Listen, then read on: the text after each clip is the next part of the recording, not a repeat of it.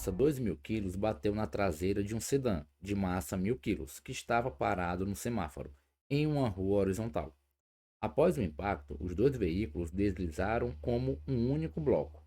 Para a perícia, o motorista da caminhonete alegou que estava a menos de 20 km por hora quando o acidente ocorreu. A perícia constatou, analisando as marcas de frenagem, que a caminhonete arrastou o sedã em linha reta por uma distância de 10 metros. Com este dado e estimando que o coeficiente de atrito cinético entre os pneus do veículo e o asfalto no local do acidente era de 0,5, a perícia concluiu que a velocidade real da caminhonete, em quilômetros por hora, no momento da colisão era aproximadamente. Bom, gente, nós temos aqui uma situação em que você tem uma caminhonete, que eu chamei de veículo 1, que tem uma massa de 2.000 quilos, que se move com uma certa velocidade, a princípio aqui desconhecida, que eu vou chamar de velhinha, que é justamente a velocidade que a questão quer obter, o valor da velocidade da caminhonete, tranquilo? E essa caminhonete, ela colide com um sedã, que eu chamei aqui de móvel 2. Esse sedã, ele se encontrava inicialmente em repouso, velocidade inicial dele igual a zero, e a massa desse veículo é uma massa de 1.000 quilos. Após essa situação da colisão da caminhonete com o sedã, você verifica que os dois veículos passam a se mover juntos, como se fossem um único objeto. Sim? Então aqui representei para vocês essa configuração nesse ponto aqui, ó. A caminhonete ela fica acoplada ao sedã e os dois veículos se movem juntos com a velocidade que eu chamei de velocidade V. Tranquilo? E aí, a perícia constata, a perícia que investiga essa colisão verifica que esse conjunto caminhonete sedã percorreu uma distância de 10 metros até parar, até que a velocidade do conjunto tornasse igual a zero. Tranquilo? Então ele diz que, sabendo que o coeficiente de atrito entre os veículos e o asfalto vale 0,5, a questão quer saber qual era a velocidade da caminhonete no início, quando esse veículo se chocou com o sedã. Eu quero descobrir aqui o valor de velhinha. Para então poder calcular o valor da velocidade da caminhonete, eu quero que vocês aqui de início foquem nessa parte da figura, em que o conjunto caminhonete sedã se move com a velocidade v.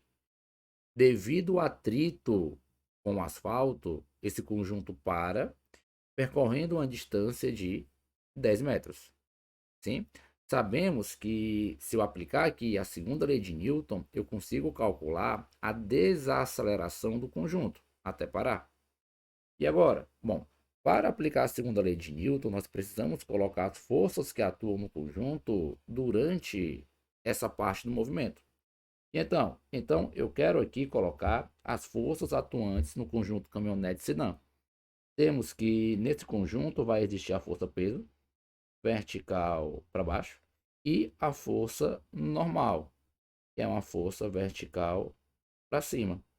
Só que devido ao equilíbrio vertical aí existente, aqui de cara eu posso concluir que a força normal ela vai ser igual ao peso, equilíbrio vertical.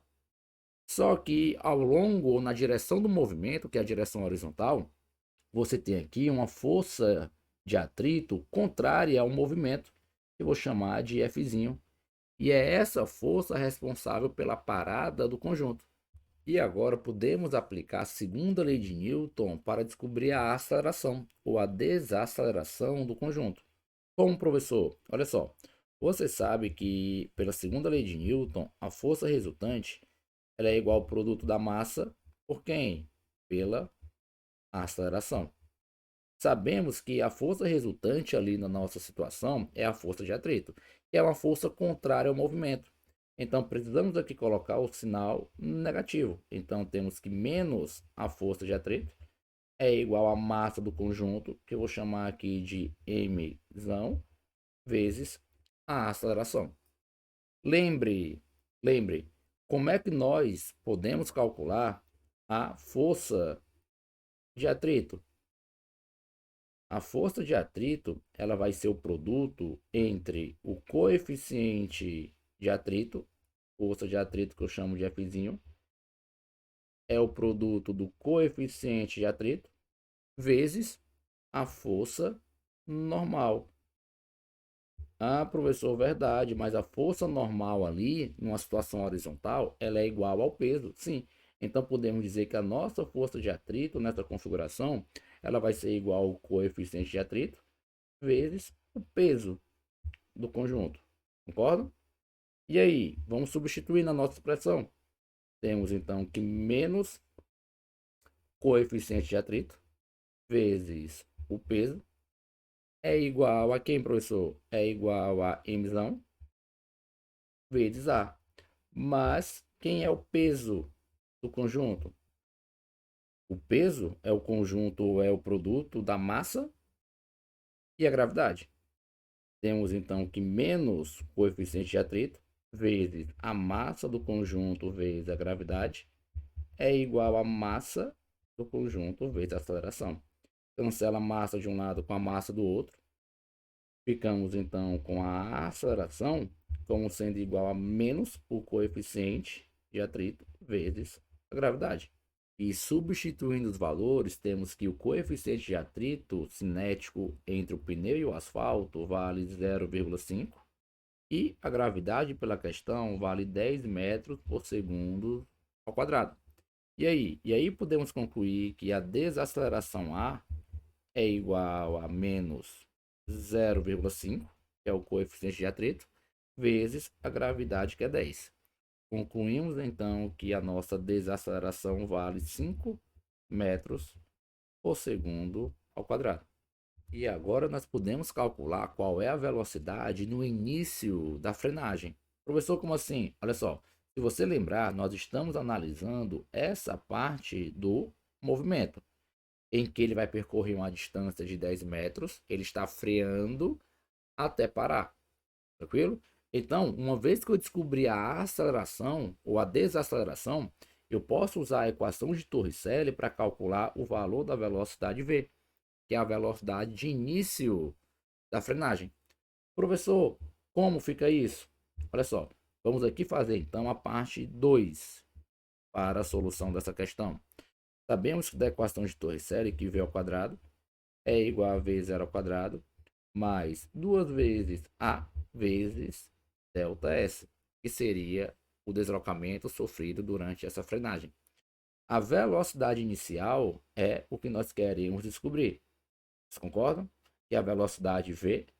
A velocidade final, ela vale quanto, professor? A velocidade final vale zero. O conjunto para. Tranquilo?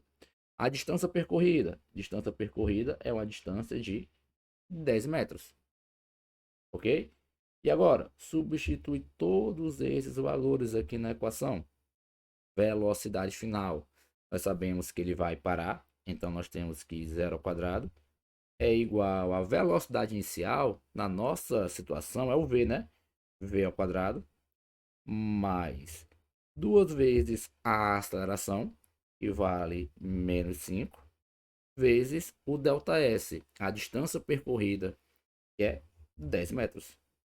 Ora, professor, temos então que V ao quadrado é igual a 100, ou ainda que a velocidade no início da frenagem vale 10 metros por segundo. E agora nós podemos calcular o valor da velocidade do caminhão ao colidir com o sedã. Por quê, professor? Olha só, aqui na nossa figura nós temos uma configuração antes da colisão ocorrer, que é aquela situação em que o sedã se encontrava parado, velocidade dele era zero, era nula, e o caminhão se aproximava com a velocidade V', que é a velocidade que nós queremos calcular. Sim? E aí, iria ocorrer a colisão e após a colisão, eu tenho aqui uma configuração depois em que os dois veículos movem-se juntos, como se fossem um único corpo, caracterizando aqui uma colisão inelástica.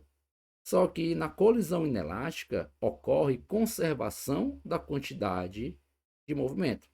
Podemos dizer que a quantidade de movimento antes da colisão é igual à quantidade de movimento. O que, professor? Depois, se você observar, a quantidade de movimento antes da colisão é a quantidade de movimento do caminhão, que eu chamei de 1, mais a quantidade de movimento do sedã, que eu chamei de 2. Tranquilo? Então, a quantidade de movimento antes é Q1 mais Q2. Isso é igual à quantidade de movimento depois, se você observar, é a quantidade de movimento do conjunto, que eu chamei de 1 mais 2. Logo, após a colisão, você tem a quantidade de movimento que eu chamei de 1 mais 2. Professor, e aí? Bom, gente, a quantidade de movimento, se você lembrar, aqui ó, lembre, a quantidade de movimento é o produto entre a massa e a velocidade, que é igual a mv. Logo, a quantidade de movimento 1 vale quanto? M1 V1 mais a quantidade de movimento do 2 é M2 V2. Isso é igual a quantidade de movimento do conjunto é igual à massa do 1 mais a massa do 2 vezes a velocidade do conjunto, que eu chamei lá em cima de quanto? De V. E agora, substituindo os valores, você tem o seguinte, ó. A massa do caminhão e a velocidade do caminhão valem quanto? Ó, a massa do caminhão M1 vale 2.000 quilos e a velocidade do caminhão, que é o que nós queremos calcular, eu chamei o que? De V'. Dá para ver? Então fica, ó, 2.000 vezes V' mais o veículo 2, o sedã, ele se encontra parado. A velocidade dele é quanto? É zero. Logo, esse produto aqui, ele dá quanto? Ele dá zero. Você concorda? Então fica 2.000 V' mais zero é igual a M1 mais M2. Quanto vale M1 e M2? Bom, M1 sabemos que vale 2.000 e M2 vale milzão, né? Então fica 3.000 vezes V. O que é o V, professor? É a velocidade do conjunto, que nós já bem encontramos aqui como sendo igual a 10 metros por segundo. Então fica 3.000 vezes 10. E agora, professor, terminou, né? Você tem que 2.000 V' é igual a 30.000 papoca, 3 zeros de um lado com 3 zeros do outro lado. Você tem que V' é igual a 30 por 2, encontrando um V' igual a 15 metros por segundo. Só que cuidado, porque os itens, certo? Ou a questão pede a velocidade em quilômetro por hora. E a velocidade que nós encontramos foi em metro por segundo. Devemos pegar então esse valor e multiplicar por 3,6, encontrando uma velocidade de 54 quilômetros por hora. E aí podemos voltar e marcar como item correto o item E.